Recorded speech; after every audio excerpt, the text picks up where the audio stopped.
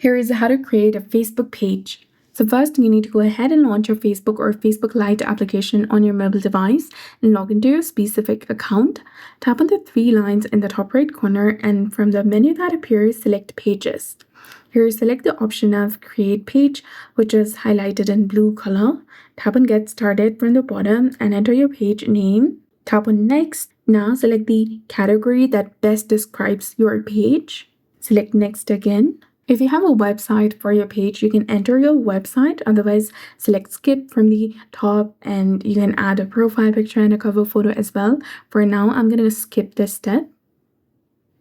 And your page has been successfully created. You can go ahead and tap on this professional dashboard to see the insights, content, engagement, and monetization section. And you can start posting on your page. Tap on Post a status update. Choose a photo, video that you want to post. You can also add music, tag people, add location, update your feeling and activity, get messages, and go through other different options as you like. So that's it. I hope you found this video helpful. If you did, please like, share, and subscribe. Thanks for watching. We'll see you again in the next one.